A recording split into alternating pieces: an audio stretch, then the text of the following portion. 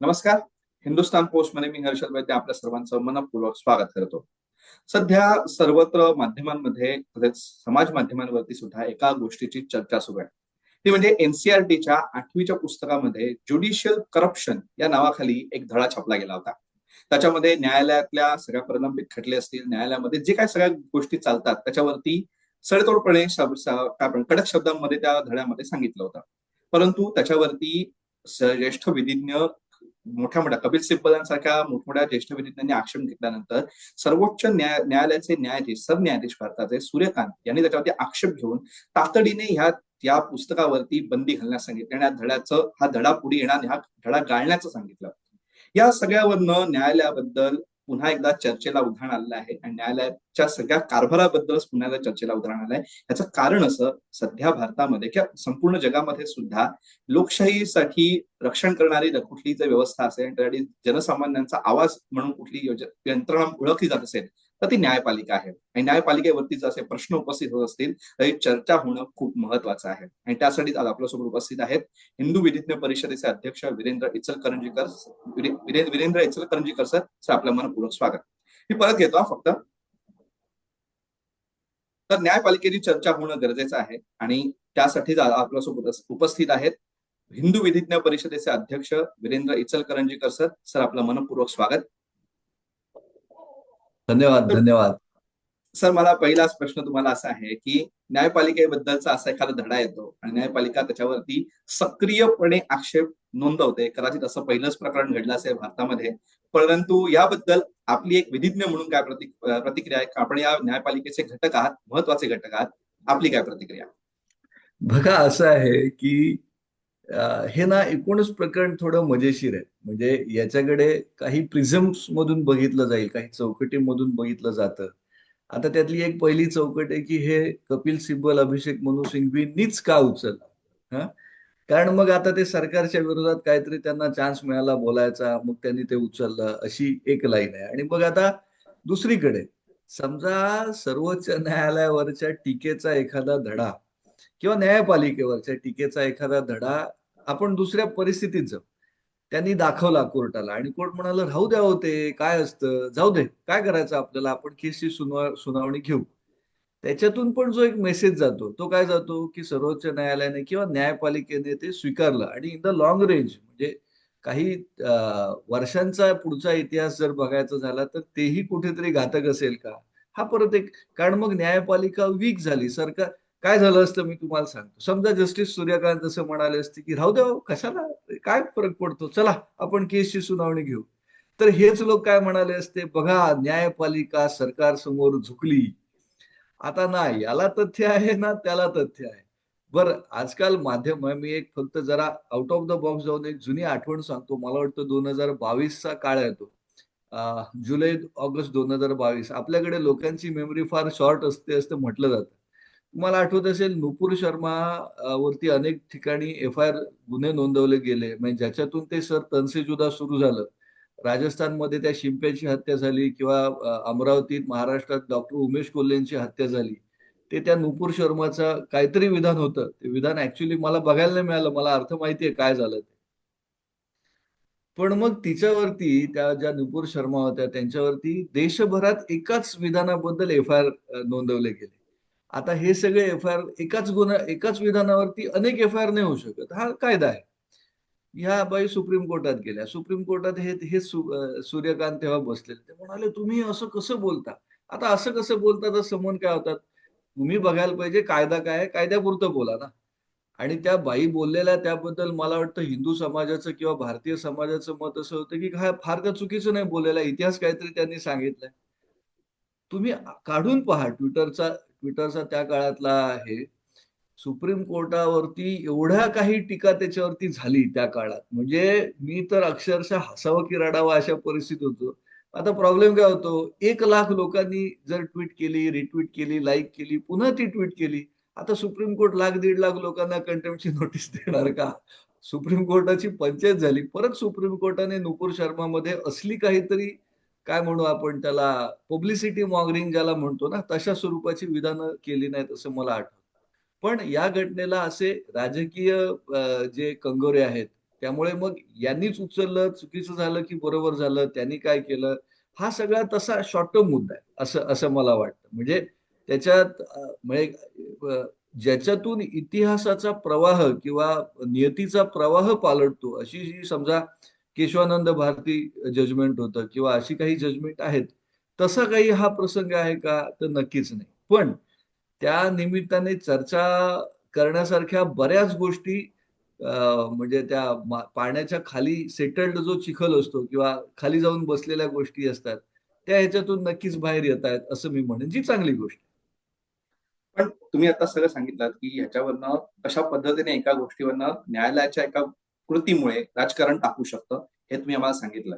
उदाहरण सांगितलं, तसं उदाहरण ठेवून सांगितलं. पण परंतु जर आपण या पाठ्यपुस्तकातल्या धड्यापर्यंत जर आपण मर्यादित ठेवली आपली चर्चा, तर या पाठ्यपुस्तकामध्ये, या धड्यामध्ये सांगितलेली जी काही सगळी सिच्युएशन होती, जे काही सगळ्या गोष्टी त्यांनी सांगितल्या होत्या, या तसं बघायला गेलं तर ओपन डोमेन मध्ये या खऱ्या गोष्टी आहेत. ह्याच्याबद्दल आपण दरवेळी वाचत असतो, दरवेळेला आपण न्यूजपेपरमध्ये वाचत असतो, माध्यमांमध्ये याच्याबद्दल लिहिलं असतं. मग त्या खऱ्या आहेत, त्याच्याबद्दल सगळ्या गोष्टी सर्वत्र बोललं जात आहे. मग आत्ताच त्याच्याबद्दल आक्षेप घेण्यासारखं काय झालं? नाही, नाही. त्या गोष्टी खऱ्या आहेत का? खऱ्या आहेत. हां, म्हणजे उदाहरणार्थ न्यायपालिकेमध्ये प्रचंड केसेसची प्रलंबित केसेस आहेत. खरं आहे का? 100% खरं आहे. तारीख पे तारीख हा नियम झालाय का? 100% खरं आहे. पण कपिल सिब्बल जाऊन हे मुद्दाम का सांगतात? हा जो प्रश्न आहे, मग त्याचं कॉन्टेक्स्ट ते आहे. मग मी 2 गोष्टी वेगळ्या करतो हां. I am sorry to say this. धडा जर राहिला असता आणि कोणी उचलला नसता, तर कदाचित सुप्रीम कोर्टाने पण ते सोडून दिलं असतं किंवा किती दिवस होता हा परत एक वेगळा प्रश्न आहे. म्हणजे असं झालंय, मला माहित नाही. असं झालंय का, की परवा 4 दिवसापूर्वी ते पुस्तक आलं आणि कपिल सिब्बलांनी लगेच ते वाचून ते लगेच न्यायालयात आले. कदाचित ते झालं नाही. बट प्रत्येक गोष्टीवरून राजकारण करायचं, हा जो त्याच्यातला हे आहे, तो तिथे दिसतो एक तात्कालिक भाग. अर्थात दुसरीकडे म्हणजे आपल्या न्यायपालिका म्हणजे एक एक वेगळ्या पर्स्पेक्टिव्ह मधून खरं मी हे बघतो. म्हणजे कसं होतंय पहा, हे पर्स्पेक्टिव्ह ना किंवा हा एक व्ह्यू फार महत्वाचा आहे असं मला वाटतं. आणि खरं या निमित्तानं मी थोडंसं हर्षद बोलायची संधी घेईन इफ यू परमिट. की काय होतंय, की सर्वोच्च न्यायालय बरोबर, की मग पार्लमेंट बरोबर. मग आता पण पहा त्या दिल्लीच्या केसमध्ये, त्या लिकर पॉलिसी केसमध्ये सगळ्यांना कोर्टाने डिस्चार्ज केलं. आता मग सरकार चुकलं का? आता कदाचित सीबीआय किंवा ती जी तपास यंत्रणा ईडी असेल, ती परत त्याला आव्हान देईल. मग परत कदाचित त्या 23 जणांपैकी काही जणांची जी डिस्चार्ज झाली, डिस्चार्ज ही काही निर्दोष सुटका नव्हे. डिस्चार्ज म्हणजे ठीक आहे बाबा तुमच्याबद्दल पुरावा सापडत नाही, आला पुरावा तर पुन्हा एक एवढीच एक तुटक भूमिका आहे. आम्ही सगळा पुरावा बघितला, आता आम्ही तुम्हाला आयुष्यभरासाठी निर्दोष सोडतो, असा त्याचा अर्थ नाही. होतंय काय, की यामध्ये ना कुठेतरी अहंकाराचे लढे आहेत. कुठेतरी this is the battle of supremacies. आम्ही मोठे का तुम्ही मोठे? आणि याच्यातून कुठेतरी एकूणच समाज यंत्रणा, समाज भान हे विस्कटत चाललंय किंवा करप्ट होत चाललंय किंवा ते बायस प्रदूषित होत चाललंय. हे वाईट. म्हणजे त्याचं एक मी 2 उदाहरणं सांगतो. म्हणजे हा थोडासा तात्विक विषय आहे आणि आणि त्यामुळे मी ही चर्चा थोडीशी तात्कालिक न ठेवता थोडी मोठी व्यापक करू इच्छितो, की हा इगो कोण सांभाळणार? आपल्याकडे भारतात काय म्हणतात, की 3 स्तंभ आहेत. काय पहिला तर पार्लमेंट. बाबा पार्लमेंटने कायदे करायचे. सर्वोच्च न्यायालय. मग सर्वोच्च न्यायालयाने ते कायदे संविधानाच्या चौकटीत आहेत की नाहीत बघायचे. मग ते निकाल द्यायचे वगैरे, वगैरे. कायदे कोण करणार? पार्लमेंट. अंमलबजावणी कोण करणार? हे. आणि ह्या सगळ्यामध्ये एक्झिक्युशन जे करणार ती नोकरशाही म्हणजे कलेक्टर, तहसीलदार, बाबूलोक ज्याला उत्तर भारतात किंवा असं म्हणतात. असे हे तीन स्तंभ झाले. आता या 3 स्तंभामध्ये पार्लमेंट श्रेष्ठ का सर्वोच्च न्यायालय श्रेष्ठ? खरा वाद हा आहे. आणि ना मग माणसं बदलतायत. विचार प्रवाह बदलतायत. म्हणजे पूर्वी इंदिरा गांधी होत्या. म्हणजे जेव्हा आता इमर्जन्सी का आली? इमर्जन्सी या कारणासाठी आली, की अलाहाबाद हायकोर्टाने इंदिरा गांधींचं इलेक्शनमध्ये जे निवडून आलेल्या तो निकाल रद्द केला की आता तो निकाल रद्द झाला. सर्वोच्च न्यायालयात लगेच दिलासा मिळणार नाही हे लक्षात आलं म्हणून इमर्जन्सी आहे. म्हणजे एकीकडे कोर्टाने ही एक मोठी भूमिका बजावलेली होती. पण मग इंदिरा गांधी विलन होत्या का? नक्कीच विलन होत्या. आता या रेजिमकडे येऊ. मोदी आल्यापासूनचं 2014 पासूनचा आपण काळ बघितला, तर नक्कीच बऱ्याच गोष्टी चांगल्या आहेत. म्हणजे एक सुखावह काळ आहे हा हे बऱ्यापैकी एक समाज मान्य करतो. अर्थात काही जण म्हणतात, की नाही, नाही मोदी फार वाईट आहेत किंवा असा एक एक छोटा मायनॉरिटी विचार प्रवाह आज आहे. तो मायनॉरिटी आहे ही वस्तुस्थिती. मग आता काय होतं, की मग मोदी सुप्रीम कोर्टाला दाबू पाहतात. असा प्रचार सुरू करायचा. मग बरं, आता काय होतं, की आता हे वाचणाऱ्याला 40 वर्षापूर्वी काय झालेलं, 50 वर्षापूर्वी काय झालेलं काहीच माहीत नसतं, की ते म्हणतात, "नाही, नाही, आता हे" म्हणजे त्याचं एक दुसरं उदाहरण आहे. कॉलेजियम आहे. आमच्याकडे कॉलेजियम आहे. कॉलेजियम ही संकल्पना नाव तर बऱ्याच जणांनी आपल्यापैकी ऐकलेलं आहे, की मग सर्वोच्च न्यायालयाच्या कॉलेजियमने ह्यांना घेतले, त्यांना घेतले नाहीत, हे केलं, ते केलं. आता कॉलेजियम कुठून आलं? कॉलेजियम संविधानात आहे का? याचं उत्तर नाही असं आहे. म्हणजे एक संविधानात नसलेली संकल्पना किंवा एक यंत्रणा सर्वोच्च न्यायालयाने आणून या देशाच्या बोडक्यावर बसवली. पण का बसवली? आता त्याची म्हणजे हे ना ब्लॅक अँड व्हाईट असं नाही बघता येणार. It's all shades of grey ज्याला म्हणतो तसं आहे. आता ते कॉलेजियम का आलं? तर मुळात न्यायमूर्तींची नेमणूक ही सरकारने करायची. ही असं संविधान म्हणतं. आणि नेहरूंच्या काळापर्यंत भूमिका न्यायालयांची अशी होती, की आणा बुवा तुम्ही शहाणे आहात.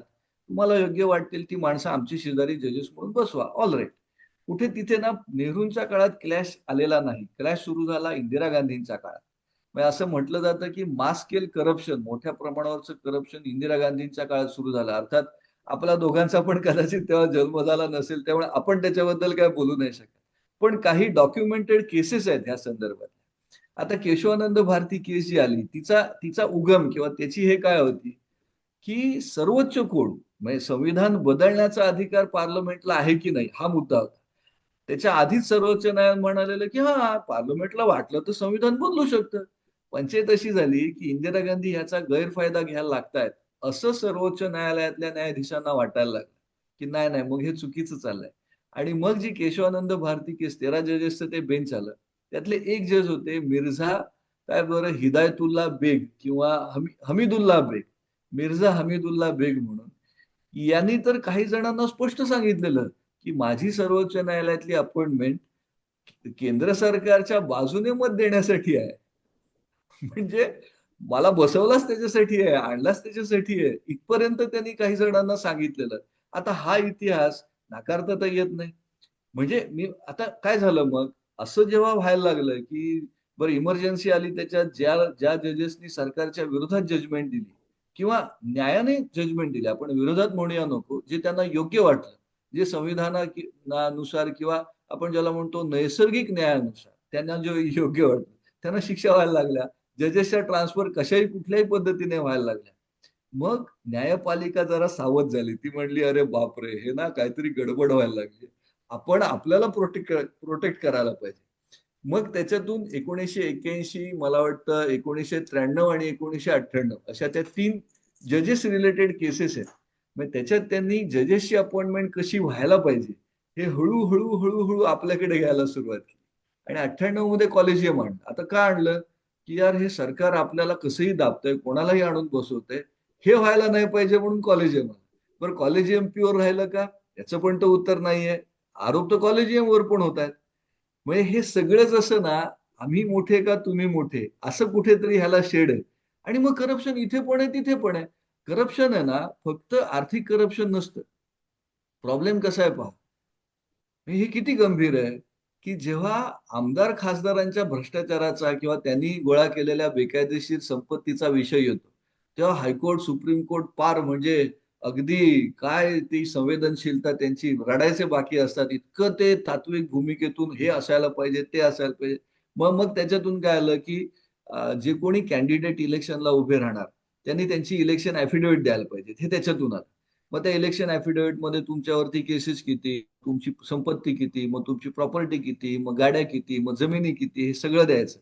मग तुमचं एकट्याचं नाही द्यायचं, तुमच्या बायकोचं द्यायचं, तुमच्यावर डिपेंडंट असणारा म्हणजे तुमचा लहान मुलगा, मुलगी किंवा असं कुटुंबाचं द्यायचं. आता ह्याच्यात काय झालं, की समजा नवरा इलेक्शनला उभा राहतो, तर बायकोची प्रॉपर्टी त्याला त्याला डिक्लेअर करायला लागते. म्हणजे बायकोचा संबंध असो किंवा नसो, तिचा जो राईट ऑफ प्रायव्हसी आहे, तो जातो की. ती म्हणते मला नाही सांगायचं. पण नाही आता कोर्टाचा निकाल आहे, तर तुझंही सांगायला लागेल.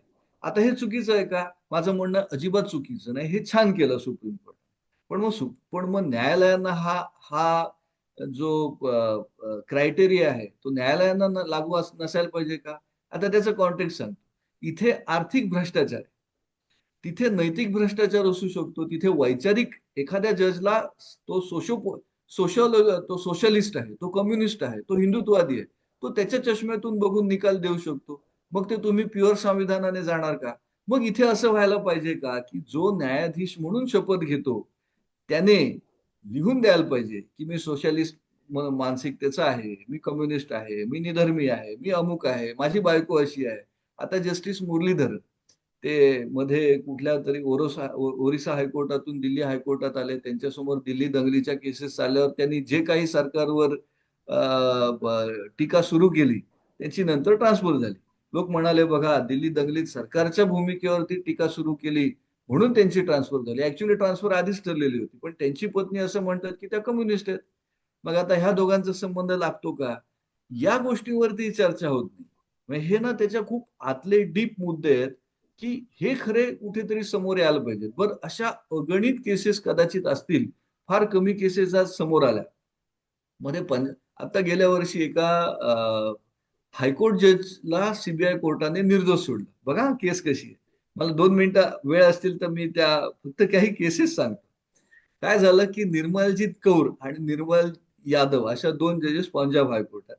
कदाचित पैसे जायचे होते निर्मलजीत यादवना, पण ते 15 लाखाचं पाकिट डिलिव्हर झालं निर्मलजीत कौरच्या दारात. बाई भडकल्या, म्हणे हे पैसे कुठून आले. पण नंतर लक्षात आलं की हरियाणा न्यायालयाचा म्हणजे उच्च न्यायालयाचा ऍडिशनल ऍडव्होकेट जनरल कडून ते पैसे आलेले होते एका प्रॉपर्टीच्या केसमध्ये सेटलमेंट करायला. ह्या दोन्ही लेडी जजेस मध्ये सॉलिड भांडणं झाली आणि 2008ची केस आहे परत ती. आता 2008 मध्ये 15 लाख रुपये एका म्हणजे उच्च न्यायालयाच्या न्यायमूर्तींच्या दरवाज्यात डिलिव्हर होतात. पैसे तर आले, पण ते कुणी दिले, काय झालं, मग पुरेशा पुराव्या अभावी सीबीआय कोर्टाने गेल्या वर्षी त्या न्यायमूर्तींची निर्दोष मुक्तता केली. हे पण काहीतरी चुकीचं चाललंय. पैसे तर आलेले ना. आता यशवंत सिन्हांचं काहीतरी जळलेली बंडलं तर होती ना, मग ती जप्त का नाही झाली? अशा बऱ्याच गोष्टी इथे खऱ्या आहेत. पण लाईक आय सेड, मी जसं मगाशी म्हटलं, हे सगळं 50 शेड्स ऑफ ग्रे आहे. हे हे बरोबर ते मुळात जे संविधान आपण स्वीकारलं किंवा जी लोकशाही आपण स्वीकारली याच्यात हे इनबिल्ट प्रॉब्लेम्स आहेत असं असं मी म्हणेन की जे तिथे ऍड्रेस करायला पाहिजे तिथे कोणच हात घालू इच्छित, त्याला कोणच हात लावू इच्छित नाही असं. तर या तुमच्या सगळ्या विवेचनातनं मला 2 प्रश्न सुचतात. एक तर म्हणजे सगळ्यात जो मूलभूत प्रश्न जो आहे की न्यायालयामध्ये जे प्रलंबित खटले किंवा न्यायमूर्तींची नेमणुका रखडणं, या सगळ्या गोष्टी ज्या आहेत, कमी न्यायमूर्तींची संख्या, जास्त केसेस, या सगळ्या गोष्टी ज्या आहेत, ह्याच्यावरती नेमका काय उपाय असू शकतो की हे कशा पद्धतीने बदललं जाऊ शकतं, हा एक मुद्दा. आणि दुसरं म्हणजे तुम्ही ह्याच्यामध्ये संपूर्ण ह्याच्यामध्ये सांगितलं की हा एका फक्त खटल्याचा विषय नाही, हा एका व्यापक चर्चेचा विषय आणि प्रत्येक ज्याच्यामध्ये न्यायपालिकेत सुद्धा जे राजकारण आणू इच्छित आहे, या सगळ्या गोष्टींचा चर्चेचा विषय आहे. तर मुळातच न्यायपालिका राजकारणापासून अलिप्त जी अशा पद्धतीने राहू शकत नाही किंवा राहू शकते, ह्याच्याबद्दल आपलं मत काय? या सगळ्या गोष्टींची चर्चा आता सुरू होणार आहे का? आणि आपल्या ह्याच्यावरती चर्चेमध्ये पुढे कशा दिशेला असेल, ह्याच्याबद्दल काय वाटतं? 2 गोष्टी. मुळात हा प्रॉब्लेम कसा आहे सांग. हे संविधान म्हणा, कायदे म्हणा, कितीही मोठ्या मोठ्या शब्दांचे तात्विक भावना आणि भूमिकांचे बुडबुडे, आक्रोश, आवेदनं, निवेदनं का हवं ते करा. शेवटी प्रत्येक खुर्चीवर बसलेला तो एक माणूस असतो हे आपण विसरू नाही शकत. माणूस म्हटलं की त्याला भावना येतात, त्याला त्याची भीती येते, त्याला त्याचा अहंकार येतो, त्याला त्याची काय म्हणू त्याला ईर्ष्या येते, त्याला त्याची स्वतःच्या कौतुकात रमण्याची इच्छा येते वगैरे वगैरे. आता होतंय काय, मी पुन्हा एकदा एका केसकडे जातो. 1964 लॉंग बॅक 1964 ची एक केस सांगतो. मला वाटतं केशव सिंग वर्सेस उत्तर प्रदेश राज्य अशा स्वरूपाची ती केस आहे. बघा हर्षद, इगो क्लॅशेस काय असतात याचं ते उदाहरण आहे. केशव सिंग हा कुठल्या तरी सोशलिस्ट पार्टीचा एक छोटासा गोरखपूर मधला कार्यकर्ता. त्याने कुठल्या तरी एका काँग्रेसी नेत्या आमदाराबद्दल तो भ्रष्ट आहे अशा स्वरूपाचं एक पत्रक काढलं. 3 जणांनी ते पत्रक काढलं. 1964 तेव्हा सोशल मीडिया नव्हती, व्हॉट्सअप पोस्ट नव्हते. त्यांनी एक प्रिंट काढली, त्याच्यावर सह्या केल्या आणि झेरॉक्स करून वाटल्या. तेव्हा फोटो कॉपिंग असेल किंवा प्रिंटिंग प्रेस मधून प्रिंट करून वाटल्या. तो विषय तापला. विषय इथपर्यंत तापला की उत्तर प्रदेशच्या विधानसभेत गेला. विधानसभेत आता ते काय म्हणतात त्याला, शिस्तभंग नाही, त्यांचे हक्कभंग किंवा विधानसभेचे स्वतःचे अधिकार आहेत ना, तर त्या अधिकारांचा भंग म्हणून ह्या तिघांना विधानसभेच्या सभापतींनी प्रत्यक्ष बोलवून त्यांची क्षमा वगैरे मागायची, त्यांच्याकडून घ्यायची, असं सगळं ते सुरू झालं. त्यातली 2 जण गपचूप आली, म्हणाले आमचं चुकलं, त्यांच्या क्षमेवरती दोघांना सोडून दिलं. हा जो केशव सिंग होता म्हणला मी नाही जाणार, पैसे नाही माझ्याकडे, एवढा लांब कुठून जायचं. बहुतेक ते लखनौला ते सुरू होतं. आणि मग त्याला उचलून पोलिसांना त्याला घेऊन गेला.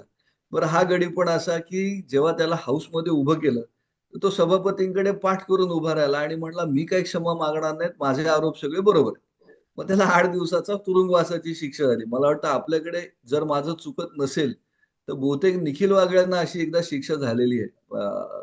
हक्कभंग किंवा असे ते विधानसभेचे स्वतःचे अधिकार आहेत, त्याच्यात ते शिक्षा करू शकतं अशा स्वरूपाचं. आता 8 दिवस आत बसायचं होतं, हा जाऊन बसला. 2 दिवस शिक्षा संपायच्या 2 दिवस आधी अलाहाबाद उच्च न्यायालयात कोणीतरी पिटिशन फाईल केली त्याच्या बाबतीने की हे सगळं चुकीच्या पद्धतीने झालेलं आहे आणि त्याला इमिजिएट सोडलं पाहिजे, त्याचा जामीन झाला पाहिजे. 2 जजेस, मला वाटतं गेहलोत आणि बेग असे 2 जजेस होते. या 2 जजेस बेंचनी ते ऐकलं. नेमकं सकाळी सुनावणीला आलं, दुपारी घेऊया, जेवणानंतर घ्यायचं असं केस ठरली. आणि जेवणानंतर सरकारी वकील अनुपस्थित राहिले. आता मुद्दाम अनुपस्थित राहिले की काय झालं हे इतिहासालाच माहिती, पण त्यांच्या अनुपस्थितीत उच्च न्यायालय म्हणलं की सोडा रे बाबा, त्याला त्याला काय हेच काय बरोबर झालं नाही आणि पुढच्या तारखेला त्याला पण हजर ठेवा, मधल्या काळात सरकारचं उत्तर येऊ दे वगैरे वगैरे. Routine process. म्हणजे तुम्ही म्हणलं तसं ते कदाचित 1-2 वर्ष ती केस चालली असते. आता झालं काय, म्हणजे ह्याच्यातनं हसावं की रडावं हे कळत नाही हर्षद. आता झालं काय की उच्च न्यायालयाने आमच्या आदेशावरती सुनावणी कशी घेतली या रागातून त्या उत्तर प्रदेशच्या विधानसभेने पुन्हा एकदा केशव सिंग, त्याचा वकील, त्या वकिलाचं नाव सॉलोमन, आणि 2 जजेसना नोटीस काढली की आमच्या समोर हजर व्हा. आता हे जजेस घाबरले, उद्या आपली पण अरेस्ट होती की काय अशी परिस्थिती आली. आता माणूस आहे, मी न्यायासाठी काही करायला तयार असेल, हे पिक्चर मध्ये असतं, शेवटी ही माणसं असतात. यांनी गाठलं अलाहाबाद हायकोर्ट, म्हणजे मुख्य बेंच लखनौ आणि अलाहाबाद, मला वाटतं लखनौ, ते तपशिलात मी जात नाही. आणि मग त्यांनी पेटिशन फाईल केली मेन बेंचकडे की आमच्या विरोधात विधानसभेने अशी अशी नोटीस काढलेली आहे, तर ती नोटीस रद्द करा. आता झाली पंचायत. कारण हा 1964चा काळ आहे, जेव्हा काँग्रेस खूप ताकदवान होतं, जेव्हा सत्ता, निरंकुश सत्ता त्या काळात सत्ताधाऱ्यांकडे होती, हा तो काळ आहे. त्यामुळे 2 जजेसना असं झालं तर या प्रकरणाची सुनावणी कोण घेणार, ज्या जजेसना नोटीस काढली त्या जजेसना पंचायत आली. मग एक सिनियर वकील जे नंतर सॉलिसिटर जनरल झाले, त्यांनी एक भलतंच सोल्युशन दिलं. ते सोल्युशन असं होतं की आपण असं करू, ह्या 2 जजेससाठी ते वकील होते. हा, तर ते म्हणाले की असं करू की 1-2 जजेसचं कशाला ठेवायचं, आपण सगळे असलेले सगळ्या जजेसना बसू. भारताच्या इतिहासातली ही एकमेव केस आहे की अलाहाबाद हायकोर्टाची जी स्ट्रेंथ होती ना, एकूण जजेस ते मला वाटतं 30 होते. त्या 30 मधले ह्या दोघांचं पिटिशन म्हणजे राहिले 28. 28 जजेस बसले. आणि 28 जजेसनी, म्हणजे आता विधानसभेला जर ऍक्शन घ्यायचीच असेल तर हायकोर्टाच्या याच्यावर जजेसवरती घ्यायला लागेल, अशी ती परिस्थिती. आणि मग 28 जजेस म्हणाले की नाही नाही, ही ऍक्शन चुकीची आहे, ती जे ह्या 2 जजेसच्या विरोधातली कारवाई झालेली आहे त्याला आम्ही स्टे देतो. आता आता आता काय करायचं. पण बेसिकली ह्याच्यात हा संघर्ष होता की तुम्ही मोठे का आम्ही मोठे. मग त्याचा रेफरन्स झाला, म्हणजे राष्ट्रपतींनी ते सर्वोच्च न्यायालयाला विचारलं ह्याच्यात काय करायला पाहिजे, आणि मग हळूहळू ते प्रकरण थंड झालं. So basically this is battle of egos, हा पहिला भाग. आता हे का महत्वाचं आहे, ह्याचं कारण असं आहे की आमची संविधान किंवा आमचं सुप्रीम कोर्ट, आमचं हायकोर्ट जेव्हा नवीन काहीतरी न्याय तत्व शोधायला जाते, तेव्हा ती अमेरिकेच्या हायकोर्टाने काय केलं बघते, तेव्हा ती ब्रिटनच्या हायकोर्टाने काय केलं बघते. बरं, हे सगळे बरं, नशीब चांगलं आहे की ते युगांडात काय झालं किंवा पाकिस्तानच्या हायकोर्टाने काय केलं किंवा जॉर्डन किंवा युएईने, अफगाणिस्तानच्या हायकोर्टाने काय केलं, निदान एवढं बघत नाही, ही मला वाटतं चांगली गोष्ट आहे. पण प्रॉब्लेम असा येतो की अमेरिकेचं हायकोर्ट, सुप्रीम कोर्ट असो किंवा इंग्लंडचं, कुठेतरी त्या एकूण न्याय प्रक्रियेमध्येच चर्चचा किंवा ख्रिश्चन धर्माच्या तत्वज्ञानाचा परिणाम आहे. कुठेतरी ती प्रक्रिया तशीच्या तशी इन्कॉर्पोरेट झालेली आहे. त्यात तिकडे कसं आहे की माणूस मेला की चिरंतन मेला, मग तो थेट द डे ऑफ जजमेंटच्या दिवशी थडग्यातून त्याला उठवणार, त्याचा हिसाब करणार, मग स्वर्ग किंवा नरक काहीतरी एक त्याला असाईन होणार वगैरे वगैरे. आमच्याकडे पुनर्जन्म आहे ना. या सगळ्या गोष्टींचा एक सूक्ष्म परिणाम न्याय देणाऱ्या माणसाच्या मनावर असतोच की. आता काय होतं सांगतो, हा हा विचार मी अनेक वर्ष मांडतोय. अर्थात हा मी मांडण्यापुरताच आहे आज आज आज घडीला तरी. हा खरा व्यापक व्हायला पाहिजे आणि जे कोणी हे आज ऐकतायत त्यांनी पण त्याच्यात कधी कुठे बोलता आलं किंवा मांडता आलं तर मांडावं असं माझं मत आहे. माणूस कशातून बनलेला असतो, माणसाचं मन कशातून बनलेलं असतं, तर ते भगवान श्रीकृष्णाने जे गीतेत म्हटलंय, काम क्रोध मद मोह मत्सर अहंकार, याचं कुठेतरी परम्युटेशन कॉम्बिनेशन आहे. म्हणजे बलात्कार होतो, कशातून होतो, त्या स्त्री बद्दलची आसक्ती वाढते ना, कामवासना जागृत होते आणि अहंकार आहे की मी हिला भोगीन, काय कोण माझं करतो ते बघूया. ह्या दोन्हीचं एक कॉम्बिनेशन येतं ना तिथे. आता इंडियन पिनल कोड मध्ये या किंवा आता जे BNSS आलंय, या एलिमेंट, या भावनेला ऍड्रेस करणारं काहीच नाहीये. तसंच जो इगो आहे, इगो फॅक्टर, जी मी काही उदाहरणं मगाशी सांगितली, अशी बरीच उदाहरणं आहेत खरी. ह्या इगो व्यतिरिक्त, इगो बाजूला ठेवून हे कसं हाताळायचं, हे शिकवणारं ट्रेनिंग कुठेच नाहीये. मग जोपर्यंत हे येणार नाही, तोपर्यंत असे असे लढे किंवा असे क्लॅशेस चालूच राहतील का? बरं, आपण हे बघतोय 60-70 वर्षांमध्ये की हे क्लॅशेस काही कमी नाही झालेले. मी तर 1964चं उदाहरण सांगितलं आता जेव्हा सांगितलं. त्याच्यानंतरही होतं. बरं, आता काय होतं बघा, परत एक वेगळा मुद्दा मी सांगतो. जेव्हा एखादी व्यक्ती चीफ जस्टिस असते, आता जस्टिस सूर्यकांत आहेत, त्याच्या आधी गवई होते, त्याच्या आधी संजीव खन्ना होते, चंद्रचूड होते. हे सगळे रिटायर झाल्यावरती मोठी भाषणं देतात किंवा रिटायर व्हायच्या आधी पण कुठल्या तरी कार्यक्रमात भाषणामध्ये मोठं मोठं काहीतरी सांगतात की बरीच प्रलंबित आहे, मग न्यायाधीशांनी हा अप्रोच नसला पाहिजे त्यांचा, त्यांनी हे केलं पाहिजे. अरे मग निकालात लिहा ना. तुमच्या ऍडमिनिस्ट्रेटिव्ह कॅपॅसिटीमध्ये जे शक्य असतं, एक चीफ जस्टिस म्हणून फक्त काही निकाल द्यायचे नसतात ना. He is the head of the institution, he is in charge of the institution. तिथे काय करतात का? तिथे काय करत नाही. आता का करत नाही? रिस्क घ्यायची नसते. कुठेतरी परत ते मन येतं ना, की याला जोपर्यंत आपण ऍज अ सोसायटी ऍड्रेस करणार नाही, तोपर्यंत हे मुद्दे आपल्याला सोडवता येणार नाही. आपण सुपरफिशियल काहीतरी त्याच्यात सोल्युशन काढू असं, आणि असं होतंय का? मी एक परत वेगळ्या मुद्द्याकडे जातो. भारतामध्ये एकत्र कुटुंब संस्था होती. म्हणजे 5 भाऊ एकत्र राहिले, त्यांची मुलं एकत्र राहिली, मग तो असं 40-50 जणांचं कुटुंब. आता तशी बघायला मिळतात का? नाही बघायला मिळत. 50 जण जेव्हा एकत्र राहतात, आपोआप 32वा माणूस 48व्या माणसाशी, 48वा माणूस 3 नंबरच्या माणसाची, म्हणजे हायरार्की वाईज नाही, नंबर वाईज एकमेकांशी जुळवून घेतो, त्याला प्रेम देतो, त्याच्या स्वभावाचे 4 गोष्टी नाही जाऊ दे, त्याचं विचारायचं असं सोडून देतो. आता हे जे एकत्र राहणं आहे, तेच हळूहळू कमी होत आहे. म्हणून म्हणून मग घटस्फोटांची संख्या वाढते. आता घटस्फोटांची संख्या वाढते, तर आमचं शासन काय करतं? भलं मोठं कोर्ट उभारतं, 4 जजेस देतं, 4 टायपिस्ट देतं. हे सोल्युशन आहे का? नाही आहे ना हे सोल्युशन. म्हणजे तुम्हाला पटापट आम्ही घटस्फोट मिळवून देऊ, हेच आमचं सोल्युशन कसं असू शकतं? मग आपण मग आपण हा विकास म्हणायचा का? आज आज ब्रिटनमध्ये घटस्फोटाचा दर 50%. म्हणजे 100 लग्न झाली तर 50 मोडतात. उरलेली 50 कदाचित अशासाठी टिकत असावीत, की त्यातल्या काही जणांच्या भानगडी त्यांना माहीत नसतील. नवऱ्याच्या बायकोला माहीत नसतील, बायकोच्या नवऱ्याला माहीत नसतील, अशी एक टक्केवारी असणार आहे. मग आम्हाला विकास म्हणजे हे पाहिजे का? माझं मत आहे, आम्हाला विकास म्हणजे हे नाही पाहिजे. आम्हाला विकास म्हणजे सहजीवन ज्याला म्हणतो. आता सहजीवन म्हणजे आमच्याकडे एकच दिसतं की मायनॉरिटींना समजून घ्या, मायनॉरिटींचं सहन करा. आता हे सहजीवन, अरे अरे समाज म्हणून पण तर, इन्स्टिट्यूशन्स म्हणून पण तर सहजीवन असायला पाहिजे. परत तिथे तो एका माणसाचा अहम येतो, एका इन्स्टिट्यूशनचा अहम येतो. याच्यावर विचार करायला पाहिजे असं मला वाटतं. सर, एवढ्याच केल्यात ना आपण बऱ्याच मोठ्या विषयाला आपण हात घालायचा याच्यातनं सुरुवात करतोय असं मला वाटतं. तर मला या इंटरव्ह्यूच्या शेवटी येताना मला तुम्हाला एकच प्रश्न असा विचारायचा आहे, की आता आपण एक सामान्य माणूस म्हणून या सगळ्याकडे कशा पद्धतीने बघितलं पाहिजे आणि सामान्य माणसाने या सगळ्या प्रक्रियेतनं, या सगळा जो गदारोळ सुरू आहे न्यायालयाच्या बद्दलचा, त्यातून काय बोध घेतला पाहिजे, आपल्याला काय वाटतं? एकदम सुंदर प्रश्न. सामान्य माणूसाने आता लक्षात घ्यायला पाहिजे की त्याची व्यक्त होण्याची क्षमता प्रचंड वाढलेली. म्हणजे 1950-60 मध्ये सामान्य माणसाला व्यक्त होणं फार कठीण होतं. त्याला एखादं पत्र लिहिण्याशिवाय सरकारपर्यंत पोहोचण्याचा काहीही माध्यम नव्हतं. आता तसं राहिलं नाही. आता तुम्ही रील करून टाकू शकता, आता तुम्ही Facebookवरती पोस्ट टाकू शकता, तुम्ही काही करू शकता. तर ही जी प्रक्रिया आहे ना, म्हणजे मगाशी मी नुपूर शर्माबद्दल जे म्हणालो, सामान्य माणूस व्यक्त झाला ना, तो 2-3 लाख, 5-10 लाखाच्या संख्येत व्यक्त झाला.